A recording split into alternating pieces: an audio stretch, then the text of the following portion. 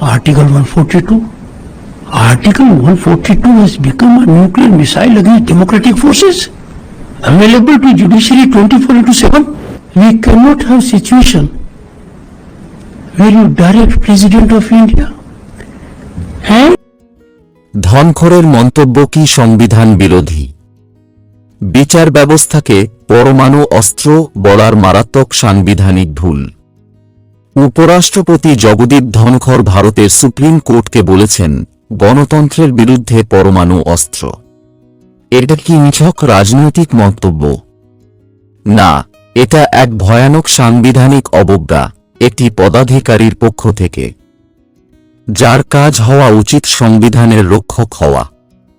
আজকের ভিডিওতে আমরা দেখব এই মন্তব্য কতটা বিপজ্জনক, কেন এটা সংবিধান বিরোধী, এবং সাধারণ মানুষের ধর্মীয় স্বাধীনতা ও বিচার ব্যবস্থার মর্যাদার উপর এর কী প্রভাব পড়তে পারে।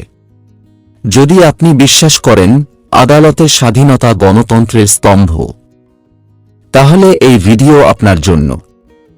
প্রথমে আমরা দেখব ওয়াকফ সংশোধনী আইন 2025-এর সংক্ষিপ্ত বিশ্লেষণ। 2025 সালে কেন্দ্রীয় সরকার তড়িঘড়ি করে ওয়াকফ সংশোধনী আইন পাশ করে। এই আইনে যেসব বড় পরিবর্তন এসেছে, ওয়াকফ বাই ইউস অর্থাৎ ব্যবহারের মাধ্যমে ওয়াকফের দাবি বাতিল, অমুসলিম সদস্য রাখা বাধ্যতামূলক, নারী ও কেন্দ্রীয় হস্তক্ষেপ বেড়েছে, মুসলিম সমাজ, সংখ্যালঘু অধিকার সংগঠন এবং আইনজীবীরা বলছেন এই আইন ধর্মীয় স্বাধীনতা লঙ্ঘন করছে।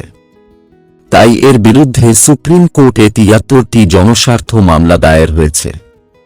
এখন আমরা দেখব সুপ্রিম কোর্টের ভূমিকা এবং সাংবিধানিক বিশ্লেষণ।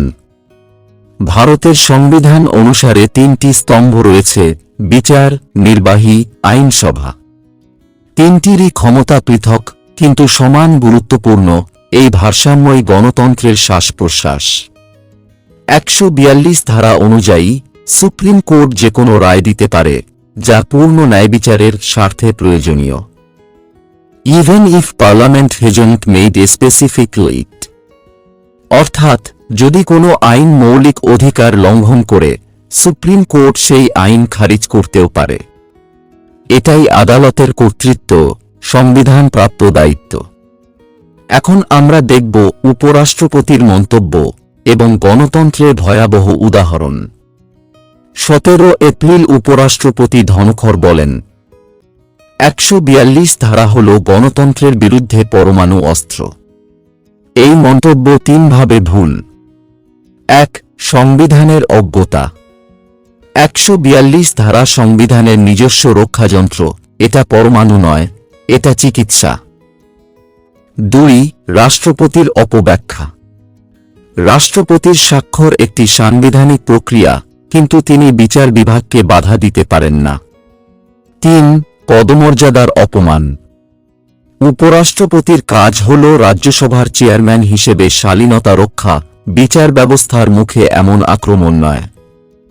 উপরাষ্ট্রপতির এই কথাগুলো রাষ্ট্রের ভিত কাঁপাতে পারে, কারণ বিচার ব্যবস্থা যদি দুর্বল হয় তাহলে জনগণের অধিকারও দুর্বল হয়ে পড়ে। আপনি যদি বিচার ব্যবস্থাকে পরমাণু বলেন, তাহলে জনগণের মৌলিক অধিকার রক্ষা করবে কে? এটা কি গণতন্ত্রের কণ্ঠরোধের সূচনা নয়? এখন আমরা দেখব বুদ্ধিজীবীদের জনসমালোচনা ও রাজনৈতিক প্রতিক্রিয়া। কপিল সিব্বল বলেন, রাষ্ট্রপতির ব্যক্তিগত মতামত থাকে না এবং বিচার ব্যবস্থা সংবিধান অনুযায়ী কাজ করছে। মহুয়া মৈত্র বলেন, এটা বিচার ব্যবস্থার বিরুদ্ধে যুদ্ধ ঘোষণা। এক্সে লক্ষ লক্ষ মানুষ প্রশ্ন তুলছেন, উপরাষ্ট্রপতি কি গণতন্ত্রের রক্ষক নাকি সরকারের মুখপাত্র? ওমর আবদুল্লাহ বলেন, এমন মন্তব্য বিচার বিভাগের উপর চাপ সৃষ্টি করার এক নতুন সংস্কৃতি। ভারতের গণতন্ত্রের মূল ভিত্তি হল বিচার ব্যবস্থার স্বাধীনতা। সংসদ আইন বানাবে, রাষ্ট্রপতি তা স্বাক্ষর করবেন, কিন্তু বিচারপতিরাই দেখবেন আইনটি সংবিধানসঙ্গত কিনা। উপরাষ্ট্রপতির মন্তব্য শুধু অশোভন নয়, এটা একটি সাংবিধানিক অবস্থান থেকে এক বিপজ্জনক বিচ্যুতি। বিচার ব্যবস্থার মুখ বন্ধ করলে জনগণের মুখও একদিন বন্ধ হয়ে যাবে।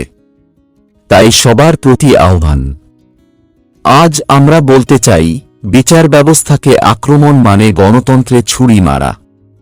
আপনি কি বিচার ব্যবস্থার স্বাধীনতার পক্ষে?